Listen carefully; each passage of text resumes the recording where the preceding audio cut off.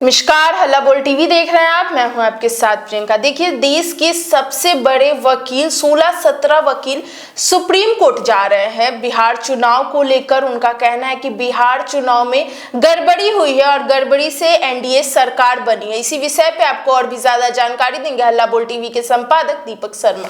देखिए, कई राजनीतिक दलों को यह लग रहा है कि बिहार चुनाव में जो मैंडेट आया है वो जनता का मैंडेट नहीं है, उसमें गड़बड़ी की गई है। अच्छा, वो एक्सेप्ट नहीं कर पा रहे हैं। आज संसद में भी संजय यादव ने यह बात कही, तमाम नेता यह बात कर रहे हैं, प्रशांत किशोर ने भी यह बात कही, तेजस्वी यादव ने भी यह बात कही, तमाम नेताओं ने यह बात कही है कि अदृश्य शक्तियों ने काम किया है और यह जो है जनता का मैंडेट नहीं है।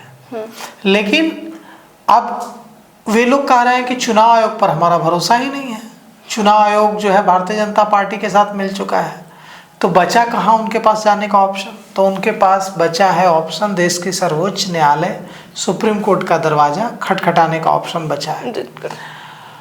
सुप्रीम कोर्ट का दरवाजा खटखटाने के लिए तेजस्वी यादव, प्रशांत किशोर तो नहीं जा सकते हैं, राहुल गांधी तो नहीं जा सकते हैं। अब राहुल गांधी, प्रशांत किशोर, तेजस्वी यादव तो नहीं चले जाएंगे सुप्रीम कोर्ट, वकीलों के माध्यम से ही जाएंगे। तो देश के 16-17 टॉप के वकीलों का एक पैनल बना है और यह पैनल इस पर विचार कर रहा है कि इस बिहार चुनाव में जो कैश ट्रांसफर हुआ वोटिंग के दिन से 2 दिन पहले तक, कई लोगों के खाते में आरोप है कि वोटिंग के दिन भी पैसा गया है। अच्छा। 10-10 हजार।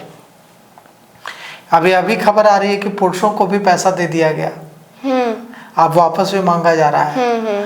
तो कुल मिलाकर के ये जो सारी चीजें हुई हैं, इसे लेकर ये जो वकीलों का पैनल बन रहा है यह जाएगा सुप्रीम कोर्ट और बिहार में जो मैंडेट आया है, बिहार के चुनाव का जो रिजल्ट आया है उसको चुनौती देगा।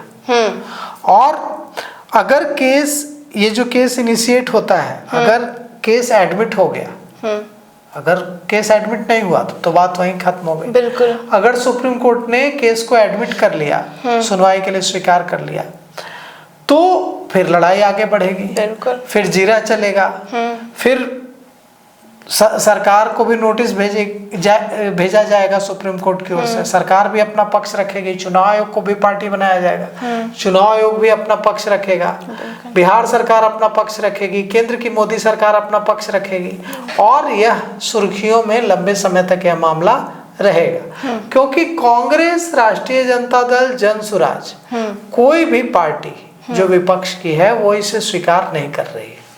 कह रही है कि यह मैंडेट जनता का मैंडेट नहीं है।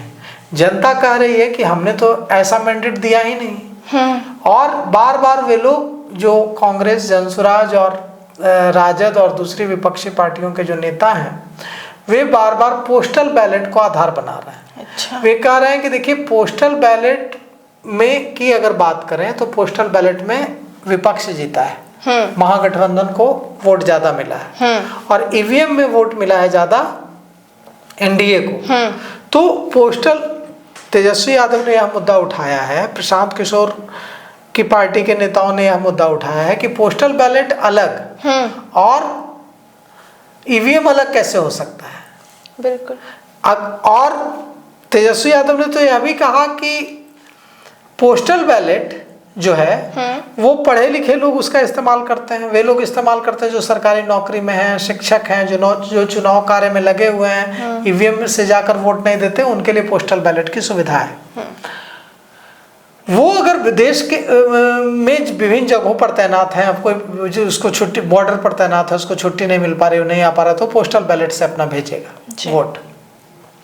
तो ऐसी स्थिति में तेजस्वी यादव ने अब सवाल उठाया है कि जब देश के पढ़े लिखे लोग जो जहां कहीं भी तैनात है, जो बिहार के लोग हैं, बॉर्डर पर तैनात हो या चुनाव कार्यों में लगे हुआ, तो बिहार के पढ़े लिखे लोग अगर विपक्ष को चुन रहे थे तो ईवीएम में गरीब, जो मिडिल क्लास गरीब, जिस पर सबसे ज्यादा मार पड़ रही है, वो कैसे एनडीए को इतना बड़ा मैंडेट दे सकता है।